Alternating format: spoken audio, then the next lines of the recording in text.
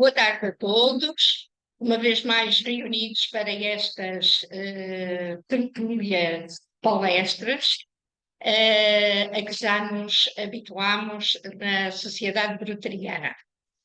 Esperemos que tenhamos uma grande audiência online e também já nos habituámos a essas novas metodologias.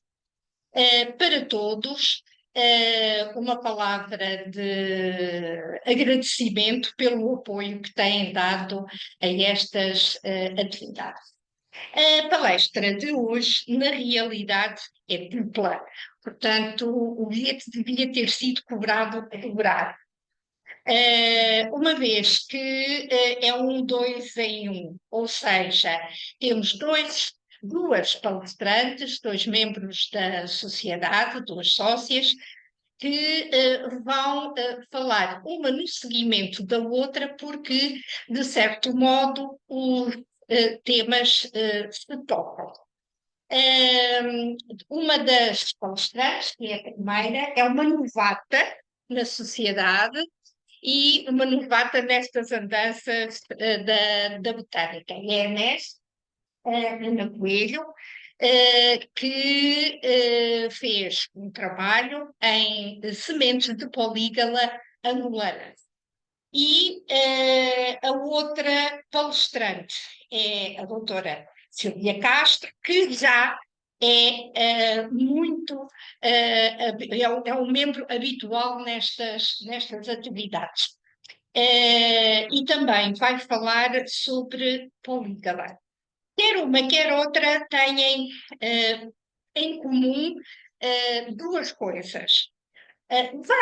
Isto que duas coisas. Uma é a paixão por estas plantas, e a outra é que quer uma, quer a outra foram orientadas pelo Dr. Jorge Paiva, nosso membro honorário da sociedade. Também um pouco por esta razão foi conjugada esta palestra dupla. Vão,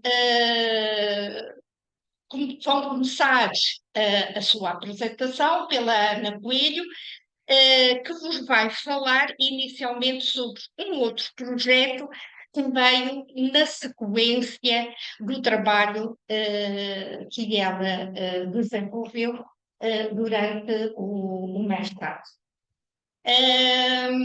Eu vou deixar a Ana falar e mostrar todas as imagens bonitas que tem preparadas.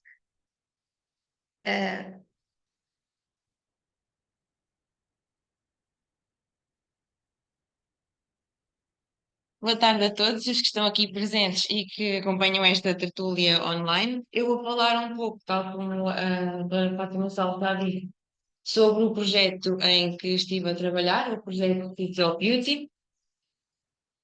Este projeto foi financiado pela Compound Eyes Foundation, que tem um programa cujo objetivo é regular os pequenos mistérios da biodiversidade. Decorreu no herbário da Universidade de Coimbra, utilizando o seminário, a coleção de sementes. O objetivo do projeto é articular a ciência e a arte, refletindo as aspirações da própria Fundação e do programa de financiamento. A ciência e a arte no projeto são alimentadas pelas imagens das sementes que estão no seminário. Foram selecionados 17 géneros, quer pela importância taxonómica, ou seja, para a identificação, quer pela morfologia apelativa bela do material. Destes géneros, eu fotografei o material das 174 amostras existentes, das quais trouxe aqui algumas para expor, uma pequena seleção. Eu tirei um total de 485 microfotografias. O material foi fotografado utilizando uma lupa digital da Leica com um software que vai empilhando as imagens de diferentes planos do objeto numa única imagem que se obtém no final. Todas as imagens das diferentes espécies foram disponibilizadas no catálogo online do Herbário, associadas ao registro, de cada amostra. Para aceder, basta selecionar a coleção seminário e apenas registros com imagem. Podemos visualizar os detalhes de cada amostra, clicando sobre o número do registro ou sobre a imagem principal da amostra. E visualizamos então as várias imagens que estão associadas a esta amostra no registro e os vários campos desse mesmo registro que já estavam anteriormente disponíveis. Foi criada a página online do projeto no site do Herbário e algumas das imagens foram sendo regularmente disponibilizadas nas redes sociais do Herbário, no Instagram, no Facebook e também no Twitter. Foi feito um modelo de uma coleção de 4 marcadores de livros, com as imagens do seminário e de várias das sementes fotografadas, que no verso de cada um dos marcadores tem uma pequena frase associada e a informação dos taxa correspondentes. Mostro aqui algum material mais fotogénico.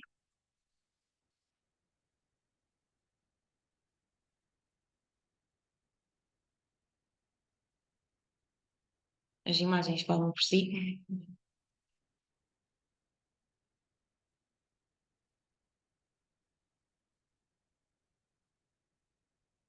É interessante falar sobre algumas curiosidades, desde logo relativamente à identificação de material fotografado. Eu fotografei material de 2 amostras, ambas identificadas como Centaurea sempervirens. No entanto, como podemos ver, a morfologia de ambas é diferente. Portanto, fomos investigar, comparando a morfologia com a literatura e também com exemplares de herbário, e detectou-se que a amostra da direita é que estava corretamente identificada. Faltava agora saber qual é a identificação desta amostra.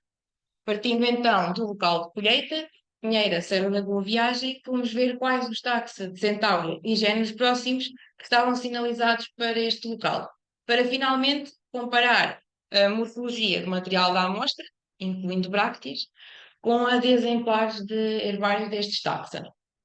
Na realidade, o material fotografado, neste caso e em alguns outros casos, não são sementes, mas sim frutos, porque a semente está no interior, aderente ao fruto. Concluiu-se que se tratava de Centaurea lusitânica. Podemos observar aqui um fruto de um exemplar de herbário em que a morfologia é muito similar. Este é um dos exemplos da importância das sementes, e neste caso dos frutos dos taxa, para a identificação do material. Outra das curiosidades é relativamente à morfologia do diverso que observamos, que poderá estar relacionada com diferentes mecanismos de dispersão. Desde logo, dispersão realizada pelo vento, a dispersão anemocórica, facilitada pela morfologia alada, por exemplo, de alguns taxa de linária, ou pela presença de papilho, como observamos em alguns taxa de, por exemplo, centáurea. A dispersão epizoocórica, realizada por animais, facilitada pela presença de estruturas em forma de gancho, que se agarram aos pelos dos animais, que se transportam e assim contribuem para a dispersão. E a dispersão realizada por formigas, dispersão mirmecocórica, facilitada pela presença de elaiosoma, uma estrutura que é rica em substâncias nutritivas e atrai as formigas, como acontece, por exemplo, em alguns taxa de eufórbia. E foi exatamente com a mirmecocoria que eu dei os meus primeiros passos com o tubo de sementes. Eu comecei a estudar sementes de Polígala de Angola na minha tese de mestrado, sob orientação da doutora Fátima Salles e do doutor Jorge Paiva aqui presentes. E um dos aspectos interessantes é a relação entre a morfologia da semente e o possível agente dispersor, que neste caso, na maioria dos casos, deverão ser as formigas. As formigas são atraídas pelas substâncias nutritivas do elaiosoma, recolhem-no para os ninhos e, assim, como consequência, vão transportar toda a semente, o que vai contribuir para a dispersão da espécie. E elas levam-nos para os ninhos para se alimentarem do elaiosoma. Os pelos facilitam o transporte unidirecional para os ninhos. O motor desta investigação foi a coleção de sementes de polígala do Dr. Jorge Paiva. É uma coleção vasta que engloba material de muitos taxa de polígala, a maioria africanos, que o Dr. Paiva extraiu de exemplares de herbário de diferentes herbários, colocando sempre a citação respectiva em cada um dos envelopes da sua coleção. Eu trago aqui a coleção para que possam ter uma ideia da dimensão. Estes marcadores são apenas dos taxa de polígala angolanos que eu coloquei durante a minha tese. O objetivo principal da minha tese era provar a hipótese de que em polígala os caracteres morfológicos da semente têm importância taxonómica a nível específico e permitem identificar os taxa. Para isso, foi-se investigar em detalhe a morfologia da semente dos 47 taxa angolanos de polígala para as descrever. Este aqui é o exemplo de polígala arariquiana. As fotos em vistas lateral, dorsal e ventral ilustram a morfologia das sementes desta espécie. Usando apenas caracteres morfológicos das sementes, foi possível elaborar uma chave de identificação para os 47 taxa angolanos de polígala. Eu aproveito para agradecer aos meus orientadores e a toda a equipa do projeto Seeds of Beauty, sem os quais não teria sido possível a concretização dos vários objetivos propostos. Muito obrigada a todos.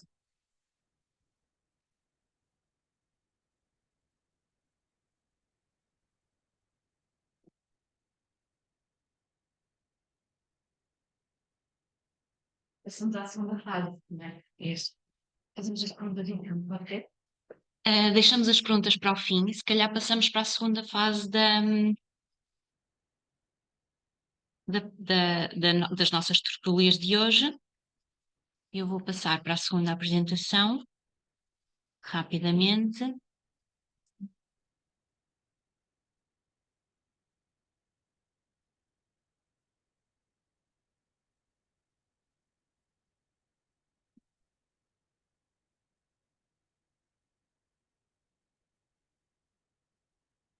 Ok? Aquilo vai desaparecer. Bem, passamos para a segunda parte das tertúlias de hoje, que realmente são diferentes. E a segunda parte está ligada com o meu percurso naquilo que é a investigação, o meu percurso como investigadora, que realmente deu os primeiros passos de uma forma muito curiosa. Provavelmente a maioria de vocês não sabe. Deixem-me só. Isto não está perfeito. Full screen. Agora sim. Agora sim. Muitos de vocês provavelmente não têm ideia, mas eu comecei a minha investigação na área da biotecnologia, porque na altura, quando terminei a licenciatura, achei que era um percurso que seria mais bem sucedido da perspectiva de uma carreira de futuro. No entanto, rapidamente dei-me conta que aquele tipo de investigação não ia contra os meus princípios e que realmente aquilo que eu gostaria de fazer era estudar a biodiversidade, de que forma que a biodiversidade surge na natureza, como é que eu posso explicar os padrões que vejo à minha volta, etc. e na altura tive a felicidade de ter uma orientadora que me permitiu mudar de tema com facilidade e comecei a contactar com um botânico na altura na Universidade de Aveiro, que era onde eu estava a fazer os meus estudos, que me aconselhou uma visita à Universidade de Coimbra para falar com uma pessoa de referência a nível nacional, com o Dr. Jorge Paiva, com o professor Jorge Paiva, e efetivamente assim foi. Numa visita a Coimbra, depois de conhecer o Dr. Paiva, foi-me introduzido o género polígala. E isto acontece numa altura, em 2021, quando o Dr. Paiva tinha também acabado de, há poucos anos, apresentar a sua tese de doutoramento e com uma monografia sobre polígala tão inspiradora, efetivamente foi um grupo que chamou muita atenção. Um dos géneros que o Dr. Paiva propõe é o subgénero Camebuctus, que na altura, na sua tese de doutoramento, também relaciona com outros subgéneros, como os que vê na imagem, Rhinotropis e Caudatia, que é um subgénero relativamente interessante, para sorte minha, com flores suficientemente grandes para serem manipuladas da perspectiva da biologia reprodutiva. E uma das primeiras sugestões de investigação que surgem e que foram, na realidade, paralelas à minha tese de doutoramento, foi investigar de que forma é que os caracteres palinológicos poderiam mostrar as relações entre esses três géneros que o Dr. Paiva propunha como géneros muito próximos. E então, depois de muitas preparações e muitas fotografias em microscopia óptica e em microscopia de varrimento, surge uma coleção de referência com a palinologia de um grande número de espécies destes três subgéneros, que nos permitiu efetivamente criar uma chave dicotómica. Deixem-me passar este ecrãzinho aqui para o cantinho, que nos permite, pronto, não sei o que é melhor, que nos permite criar uma chave dicotómica que efetivamente separa o subgénero Rhinotropis da região da América do Norte dos restantes dois subgéneros, com várias características. O pólen era marcadamente de menores dimensões, tinha um menor número de colpos, e com base nesses caracteres, automaticamente vimos que a relação entre Camebuxus e Caudatia era muito mais próxima do que com Rhinotropis. Foi uma das primeiras publicações que tive a felicidade de ter com o Dr. Paiva. No entanto, desta amálgama de amostras que processamos, encontramos também coisas inesperadas, como morfologias diferentes, ou seja, em vez daquela esférica, multicolorada,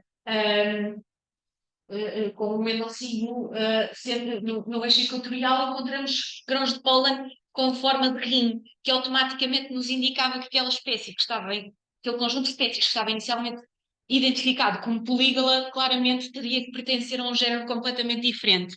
E então, com base nessa morfologia, fizemos combinações novas em que realocamos três espécies de polígala no género mais corretamente identificados. Voltando ao género Camebuxus, porque na realidade, apesar destes trabalhos paralelos, a minha tese, estes foram trabalhos satélites, por inspiração e por curiosidade de se ver a diversidade do género Polígala. Mas dentro de Camebuxus nós temos 5 espécies, e são elas Polígala vairede, Polígala Camebuxus, que são bastante próximas e morfologicamente muito parecidas, Webiana, Valance e Mumbiana. Infelizmente não tenho fotografias de exemplares frescos, e elas estão distribuídas maioritariamente no norte da África e na Península Ibérica, mas restrita ao pré-Pirineu oriental, e depois na zona dos Alpes. A Polígala Camebuxus está na zona dos Alpes, a Polígala vairede é um endemismo da zona pré-pirenaica, ali da região está em Barcelona, mas é muito perto lá de uma vila chamada Olot. E depois as outras 3 espécies são do norte de África, sendo que Balança e Bebiana têm uma população residual na Península Ibérica, que foi descoberta também em meados foi durante a minha tese, por isso há de ter sido ali entre 22 e 27, foram descobertas 2 populações no sul de Espanha. desculpem, entre 2002 e 2007, exatamente. Efetivamente, aquilo a que me propus na tese de doutoramento era, dentro do género Camebook, estudar estas 5 espécies, como é óbvio, era uma tese extremamente ambiciosa, e comecei por me dedicar àquela que estava mais próxima e mais acessível, que eu lhe chamo de Língua Ermita, porque fica lá ao pé de uma montanha, e sempre que o doutor Paiva me chama Ermita ou Ermiteia, como me chamava em Espanha, eu sinto-me mais relacionada com a planta também. E a distribuição desta planta é extremamente restrita, podem ver ali no mapa, apesar de não ter escala, é um mapa extremamente antigo, mas está restrita a umas comeadas de montes, ao qual, maioritariamente nas florestas de pinheiro, semi-abertas, a planta gosta de alguma luminosidade, eram mantidas antigamente pelo pastoreio, e a planta dá-se muito bem nesse ambiente, mas consegue chegar aos topos dos montes nessa região e surgir em zonas de rochas, onde cresce nas fissuras das rochas. Efetivamente, apesar de serem 5 espécies, fui-me focando cada vez mais numa, no sentido de conhecer cada vez mais e de contribuir para a conservação.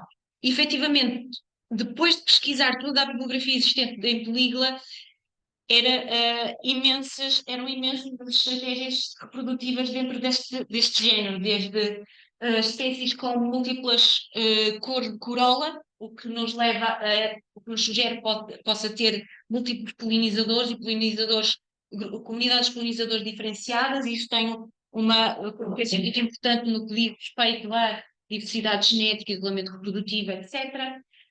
Produção de flores charmógamas e cleistonógamas em algumas espécies, síndromes de entomofilia, há espécies autocompatíveis e espécies autoincompatíveis, também tem implicações para aquilo que é a diversidade genética e o sucesso das populações, enfim.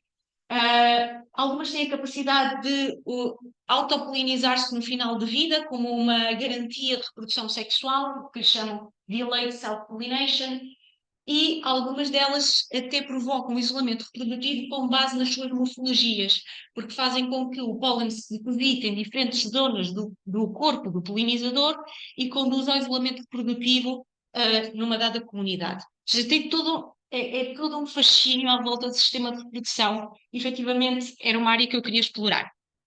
E comecei a brincar com a ermita, com o Polígula ermita. Efetivamente, estudando o sistema de reprodução. Na imagem conseguem ver algumas flores que foram tratadas com vários tratamentos de polinizações manuais, marcadas com as fitinhas das várias cores, e na base da corola conseguem ver o início dos frutos aqui a crescer, já indicativo de uma polinização bem sucedida. A morfologia da flor é muito complexa, podia fazer uma palestra só sobre a morfologia da flor, se quiserem falo mais sobre isso, mas efetivamente a planta é uma planta que depende 100% dos polinizadores para produzir sementes, ou seja, se não receber a visita de um polinizador eficiente, a planta não produz sementes. Isso é uma restrição ao próprio ciclo de vida da planta, ou pode ser uma restrição à manutenção das populações, porque não há produção de descendência, caso não tenham uma comunidade de polinizadores saudável. Isto é uma indicação de que, para uma conservação de uma espécie como estas, é importante proteger também a sua comunidade de polinizadores. Pronto. Isto porque tem um sistema de autoincompatibilidade, como vocês veem nas imagens da microscopia de fluorescência.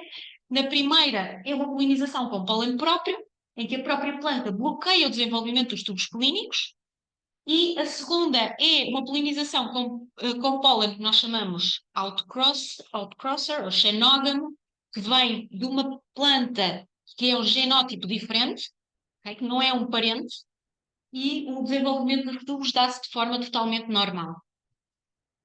Tive a possibilidade também de estudar aquilo que é a anatomia da própria estrutura da flor, porque me parecia que a anatomia era estranha, e porque eu via um grande desenvolvimento de tubos no início, mas um número muito reduzido de tubos polínicos que chegava ao ovário. E para perceber porque é que isso acontecia, estudei a anatomia e chegamos à conclusão que haviam várias constrições, uma delas física, por espaço, por disponibilidade de espaço. E, efetivamente, à entrada do ovário, o pistilo é tão delgado que a disponibilidade de espaço para crescer em tubos clínicos é extremamente reduzida e apenas permite até um determinado número. Isso faz com que os tubos clínicos tenham que competir entre eles e melhora, teoricamente, o fitness da descendência. Tive a possibilidade de estudar os polinizadores. Efetivamente é uma planta visitada por mais de 25 espécies de insetos. No entanto, estes insetos têm todos comportamentos super diferentes. Podemos encontrar aquilo que nós chamamos de polinizadores legítimos, são aqueles que visitam a flor como deve ser, pela entrada, tocam nas estruturas femininas, nas estruturas masculinas, fazem a polinização, etc. Temos depois aqueles que nós chamamos os legítimos, mas ineficientes, que é, ao entrarem na flor, entram de tal forma pela entrada de vida, mas sem tocar, ou sem, neste caso, despoltar a flor, e não tocam nem nas anteras nem nos pistilos. São os que nós chamamos ineficientes. Temos roubadores de néctar, aqueles que têm aparelhos bucais muito pequenos, porque não sei se repararam, mas esta película tem um tubo bastante longo, então o inseto tem que ter um aparelho bucal suficientemente longo para entrar de forma legítima e aceder ao néctar que está na base. Se esse aparelho bucal for pequeno, ele não o consegue fazer, e se não consegue obter recompensa, não a visita. Ou então aprende que há outra forma de obter o néctar, que é ir diretamente à base, fazer um buraco e extrair o néctar. Isto tem consequências para a planta, porque perde a sua recompensa floral para os seus polinizadores legítimos, e não é polinizada, não é? Basicamente. Pronto. Depois temos aqueles que se aproveitam das cicatrizes. Desculpem, esses são os tipos, isto é, roubadores e ladrões. São os carteiristas e os ladrões agressivos, digamos, basicamente. Os ladrões agressivos são aqueles que fazem, são os nectar robbers, e são os que fazem as incisões. Os carteiristas são os nectar thieves, que se aproveitam das fissuras que existem e roubam o néctar por aí. E depois ainda temos secondary nectar robbers, que aproveitam os buracos dos roubadores principais. Pronto. É toda uma complexidade de comportamentos. Isto é muito importante e eu não quero que vocês leiam a tabela, porque é extremamente maçuda e chata, mas o que é importante é que daquelas mais de 25 espécies, as que estão assinaladas são as mais comuns. As que estão a amarelo, conseguem ver que são as únicas que depositam pólen na sua visita. Ok? Para quem está em casa, nesta coluna, as que estão a amarelo são as únicas que depositam pólen, são as únicas eficientes, e as que estão a vermelho são roubadores ou visitantes ilegítimos, que, apesar de serem muito abundantes, não contribuem para nada na polinização desta planta. Pronto. É só para perceberem que fazer um levantamento de visitantes florais não é suficiente para conhecer aqueles que são os polinizadores eficientes de uma determinada planta ameaçada, neste caso. Ok? Pronto. Este slide é só para vos dizer que, efetivamente, os roubadores de néctar têm um papel muito importante naquilo que é o sucesso das populações desta planta, porque mostramos que eles, ao visitarem com elevada frequência as flores, têm um impacto indireto naquilo que é o comportamento dos visitantes legítimos. Ou seja, os visitantes legítimos evitam as flores roubadas. E como os roubadores preferem flores de determinadas características, as flores não roubadas, que são mais visitadas pelos legítimos, são na realidade selecionadas, os seus caracteres são selecionados dentro da população. Ou seja, é uma seleção indireta, negativa, mediada pelos roubadores de néctar. Mas para perceberem que os próprios roubadores podem ter impactos naquilo que é a seleção natural dentro de uma população, que é muito interessante. Por último, e ligo agora com a palestra da Ana, um dos capítulos da tese também foi especificamente dedicado àquilo que é as estratégias de expressão em polígula. E como a Ana já mostrou na apresentação dela, polígula tem várias estratégias reprodutivas, mas existem dois síndromes que são muito marcados. E agora uso a palavra síndrome de propósito. Síndrome é uma indicação morfológica, não é funcional. É uma indicação morfológica que uma determinada estrutura numa planta pode estar ligada a uma função, não pode não estar. É preciso provar que essa estrutura está efetivamente ligada a uma determinada função na natureza. Efetivamente, existem 2 síndromes em Polígala, e em Polígala Vaireda e dentro da secção Camilux, que é a produção de cápsulas aladas, que está associada com a anemocolia, ou seja, dispersão pelo vento, e que permite a muitas espécies viajar longas distâncias e dispersar-se para locais bastante afastados daquilo que era a sua mãe, e a produção de sementes dentro destas cápsulas com o elaiosoma, que a Ana referiu, muito atrativo às sementes e que é transportada ativamente pelas formigas para, eu acho que disse uma palavra, que é ativamente disperso pelas formigas para os ninhos, e inclusive existem espécies que beneficiam da remoção do elaiosoma para germinar, que é o caso também desta. E então existia esta hipótese de que a planta se dispersa pelo vento e pelas formigas. Mas então se dispersa pelo vento, porque é que está tão localizada no espaço? Não fazia sentido. Não fazia sentido. E o Dr. Taibo dizia: isto não faz sentido. Faz sentido, vamos estudar o que é que acontece aqui.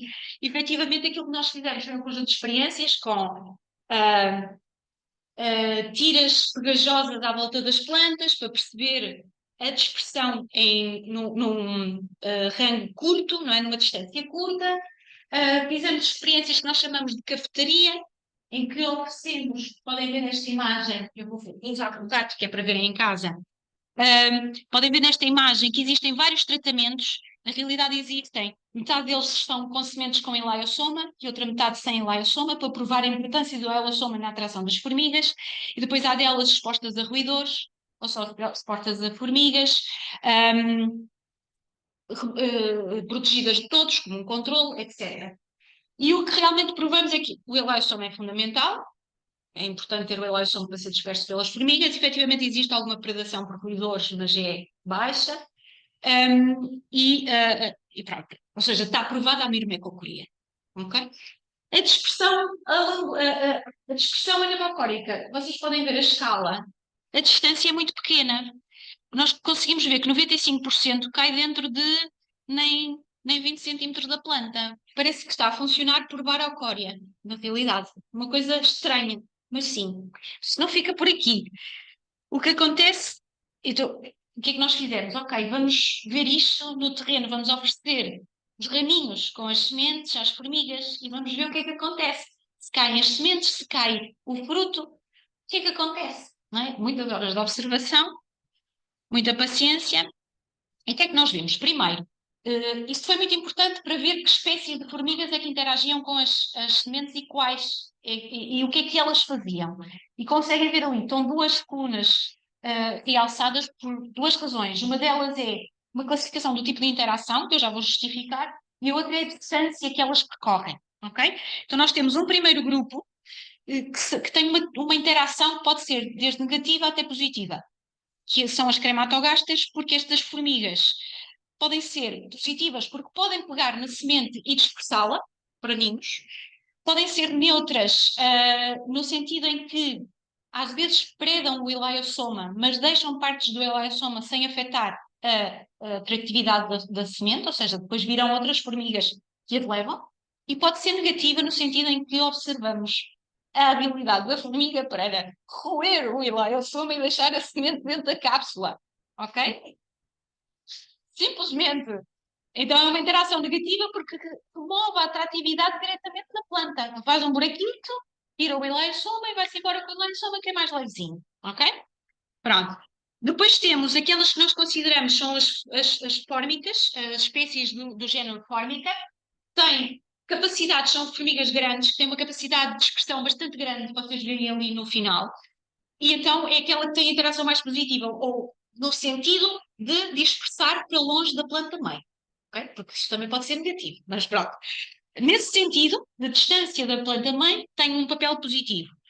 Depois temos os lásios, que também têm um aspecto positivo, mas têm uma capacidade de dispersão menor, porque são formigas menores, e então rapidamente desistem da semente a uma determinada distância, não têm tanta pachorra.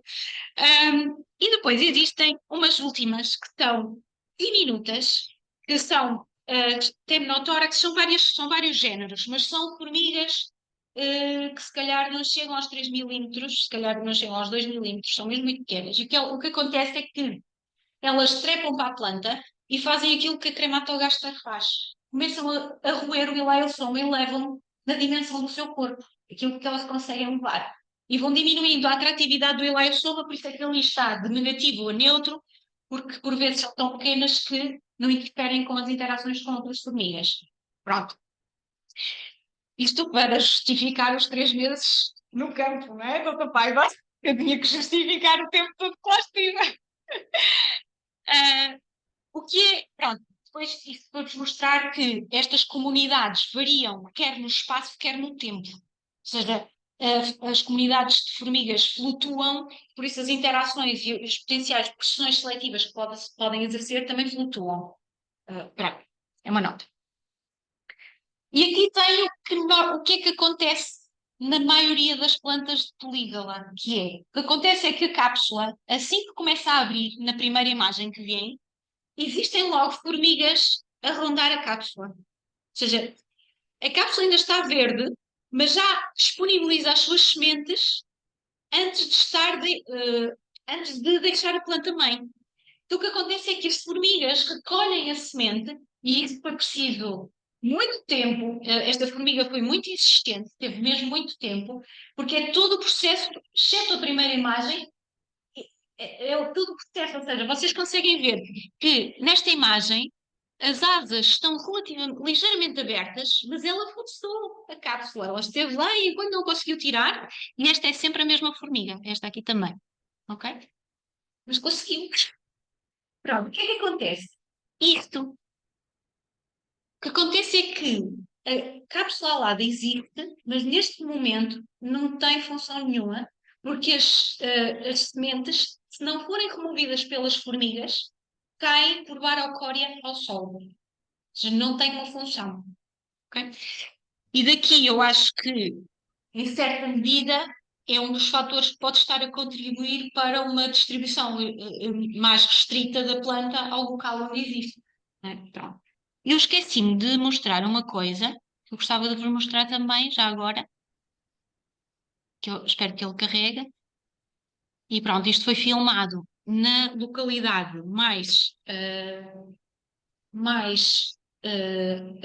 de altitude mais elevada, em que foi um dos recordes de distâncias, eu acho que tinha 25 metros, não era no início.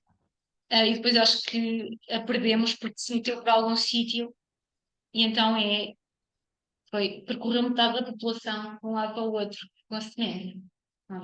É uma das formigas maiores, eu agora não quero arriscar o género. Eu diria que é uma fórmica. Dizia no início, não dizia? Pronto. O ninho. E pronto, e com isto eu termino a minha apresentação, que acho que já demorei mais tempo do que eu devia. Pronto.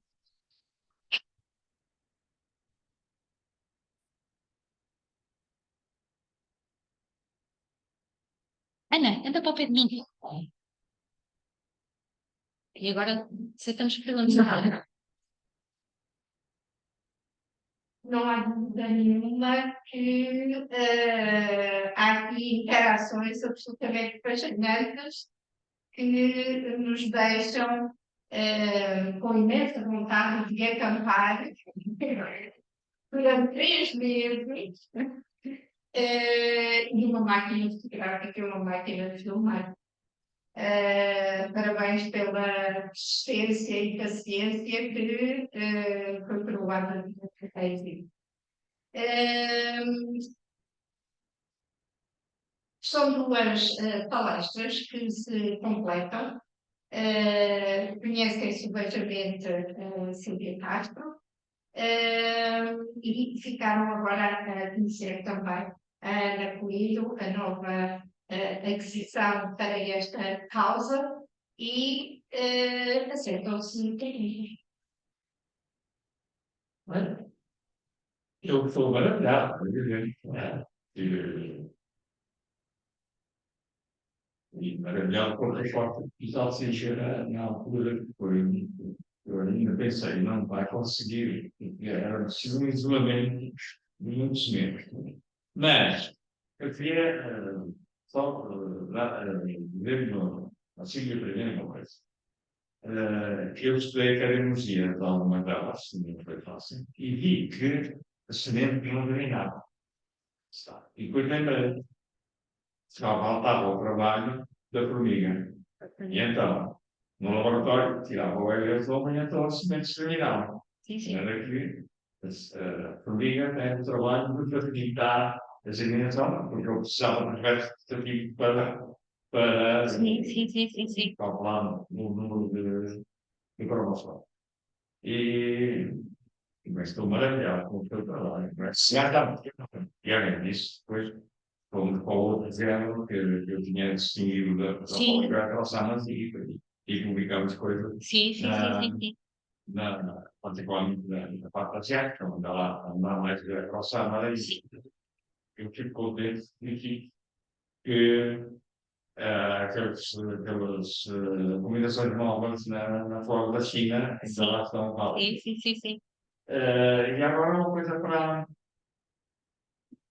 para há umas sementes que eu gosto imenso da mitologia dela. Porque tem não é só uma mitologia, é a ornamentação dela. São algumas, eu não sei, agora assim eles chamam que é o pedaço, meio do género Calroche, que era tulipa, tem sementes de uma ornamentação com um glitter. Aquilo tem que ter uma explicação para a associação daquelas sementes. E como está as sementes de outras famílias, há de ver dessas. Eu fiquei curiosa. Porque algumas técnicas são muito limitadas dessas daqui. Antigamente era tulipa, depois passou a colorado, e agora não sei onde é que está. Os botânicos são assim meio ignorados. Muito obrigado. Muito obrigado. Um trabalho que tenho. Eu só para complementar, eu também fiz essas experiências de germinação no terreno. Implementei plots de germinação com sementes completas e sem elaiosoma, efetivamente germinavam só as que não tinham.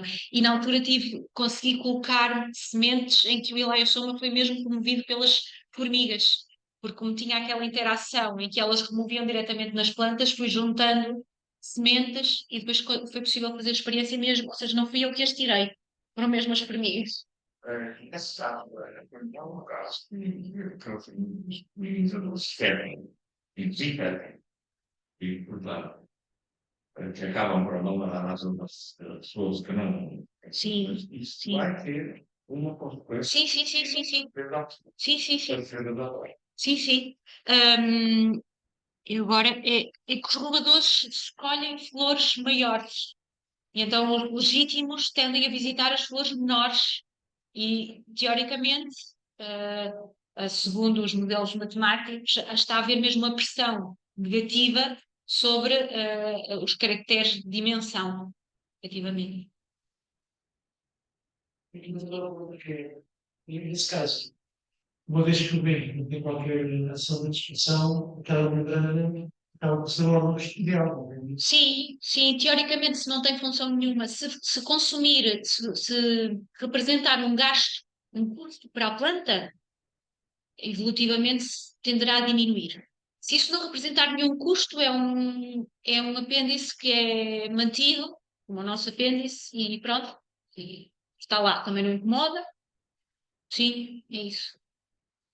Mas noutros géneros, eu não sei, noutros géneros, peço desculpa, eu não sei se isto se extrapola a todas as polígolas. É algo que seria interessante investigar. Nesta, observa-se isso. Ou seja, ainda não vou ter estabelecido para essa possibilidade, ou envolver pode ser fora. Também pode ser. Mas este também pode não representar um custo. E se não representar um custo, mantém-se, não é? Sim, ou pode ter outra função. Qual é? Enfim. No mesmo tempo, não poderá, ou seja, ainda que 90% das sementes sejam levadas por formigas, em caso mais severo, mais extremo, Sim, o vento de certeza que funciona como um complemento, claro, a semente ocasionalmente, 10 ou 15, nem que seja um evento videirinho, sei lá, ia dizer antes, mas não, mas não, uma ou duas vezes por ano é o suficiente para manter esse. eu percebo o teu ceticismo, e eu não posso garantir isso, ou seja, eu não posso garantir que um evento que pode ser uma vez por ano ou uma vez de 5 em 5 anos não possa existir. Agora, efetivamente, as observações, e são de vários anos, 2 anos consecutivos em 3 locais, aquilo que acontece é que a semente cai ao solo mesmo, antes, se as formigas não acolherem, a semente cai ao solo antes da cápsula cair. Ok? Mas, óbvio, eu não posso garantir que isso acontece, porque a minha amostragem é assim, as amostragens são sempre limitadas, não é? Pronto, sim. Interessante que começaram a falar isso. Tem maior turma, não germinar. Sem mileiossoma germina melhor. Ou ao contrário, Sim. se não tirar uma maior não germina, ou germina mais velho. Nos nossos trials não germinaram, eu não sei, não posso falar sobre o banco de sementes da planta. Ou seja, foi algo que não investiguei, pronto, é algo que já requer uma outra paciência que já não. E essas sementes, isto quanto tempo? Implementei-as no final da época de um ano e segui-as no ano seguinte, durante a primavera toda até o final da época de frutificação. Ou seja, uma season completa. Lembro-me que comentaste que, ou seja, a discussão da formigas e bastantes dentro de e muitas vezes que tinham muitos deles era a parte mais enérgica quando elas, durante o transporte, deixavam de Perdem. cair. Sim. Por isso ficam ali, já não esquecem. Vão tentar todas Isso é tudo muito, sim, é tudo muito relativo e as próprias teorias da importância de se afastar da planta-mãe é uma faca de dois gumes. É uma faca de dois gumes, que é no local onde a tua mãe nasceu, em princípio há condições, se ela nasceu e frutificou, não é? Afastar-se é sempre ir para o imprevisível, mas também te permite chegar a áreas novas que podem ser melhores do que aquela. Pronto, é. Sim. As pessoas sobre ir bem, não sei se estive bem ou não sei, então também teres encontrado sementes eram aceitáveis, não é? Sim. Essa semente estava junto das outras, Ah, não, eram amostras diferentes. estavam identificadas pelo mesmo nome. Ao menos, sim, sim, sim. Mas era uma outra, não era uma semente ao mesmo tempo que encontraste outra espécie. Não, não, não, não. Não, até tenho este. Isto. Uma das amostras tinha estas sementes todas. E a outra tinha só o resto. Portanto, todas estas têm uma morfologia diferente destas. Sim. Depois fomos a comparar com a literatura, não é? E depois com os exemplares de herbário para perceber realmente qual delas é que estava bem, ou podia não estar nenhum, e estava. E depois fomos ver a identificação da outra. Todos os investiguei por identificação. Você já viu a identificação? Havia também uma identificação aqui, não é? Está aqui, até está aqui no nosso pet, a nossa determinação. Ana, tenho uma pergunta. Então, eu posso ler se quiseres. A Joana, obrigada Joana, pergunta se há ideias para utilizar estas extraordinárias fotografias de sementes para envolver o público não botânico. A própria candidatura que nós fizemos com o projeto já envolve fazer um workshop numa escola, por exemplo, mas ainda não temos os detalhes, mas é uma das ideias para crianças pequenas, temos por volta de 11 anos, não é? Mais ou menos, não faixa etária ainda crianças pequenas. Há uma ideia da Sociedade Breteriana para. Não sei se posso fazer. Sim, sim, Sociedade Breteriana para fazer uma exposição com algumas das fotografias mais emblemáticas para colocar aqui no DCV. para despertar o interesse dos alunos por esta área. Os outros sociais também não. Sim, e as redes sociais foi uma ideia já implementada para toda a gente ver este mundo mágico, digamos assim, das sementes, que nos fascina a todos. Quando vemos como algo tão pequenino pode ser tão belo e extraordinário. Não sei se me faz alguma pergunta. A própria Globalize Education e usar estes materiais para fazer uma programação da organização. Sim, eles próprios também vão divulgar na newsletter dele. Cantares Foundation tem uma ação muito séria, não séria, e eventualmente estes materiais serão utilizados em programas de ciência na própria Ucrânia. Não sabemos ainda como e muito gostaríamos que o sucesso artístico-visual deste projeto fosse um motor para no financiamento e o desenvolvimento de parcerias mais alargadas com a própria fundação e algumas das atividades que ele desenvolvem. Compreendemos também, pela forma como lidamos com eles, que teremos sido um projeto mais célere na apresentação do resultado, de maneira que isso poderá também ser um motor. De modo que essas sementes que o doutor referiu serem também espetaculares. Outras ideias de outros grupos que têm a ideia são realmente interessantes para podermos enfim, explorar de maneira mais alargada este aspecto, este binómio arte, beleza, natureza, ciência, e irmos gradualmente construindo uma coleção de sementes digital para fora portuguesa e disponibilizar a informação no site do ENVAR, no catálogo do ENVAR. Eu acho que até podem aproveitar isso, aproveitarem e proporem uma progressão inicial.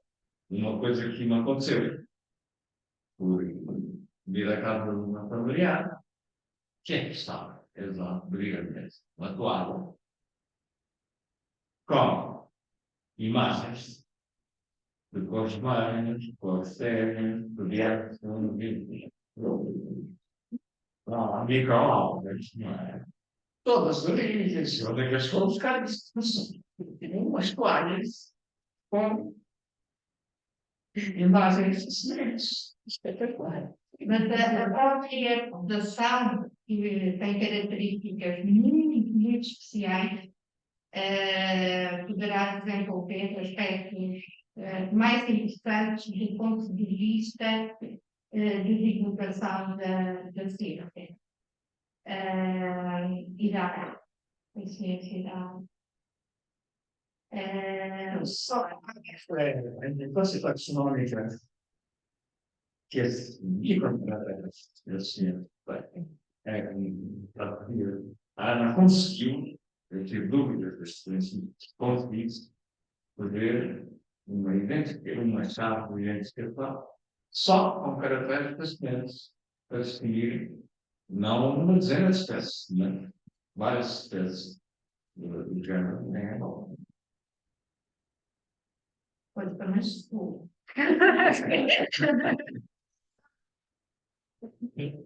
Só para seguir, eu tentei mais uma, a carta quando era estava aqui dava pergunta Há tempo mais. Sim, Agora, nessa altura, tem tirado algumas medidas. Eu tenho a utilização em geral das sementes. Sim, mas eu pensei que estava a perguntar das polígonas. Sim, Das outras não, das outras não. Polígonas Caracterização. Bem, há tanta coisa que eu poderia dar trabalho, mas uma coisa que era útil era conseguir ter alguns caracteres muito simples para jogar ao quem é quem com os sementes, basicamente, e conseguir ver, ok, é grande, então já só pode ser, já só podem ser estes. O que eu gostaria era de apontar essas sementes, mas já fiquei que mas para isso precisamos de se souber de alguém queira dizer vai dar mais algo que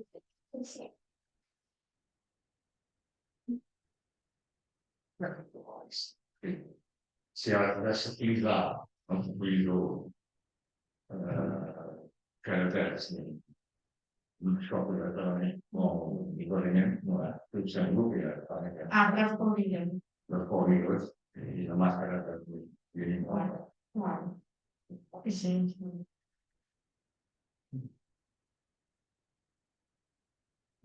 Mais alguma questão? Pronto, estamos. Então, obrigada a pergunta. E no próximo mês, que é o mês de março, estaremos aqui novamente para uma tutoria cujo É a segunda fase dos slides de África. exato. Portanto, vamos ficar sem já Os slides. Slides só. Surpresa! obrigada a todos mais uma vez.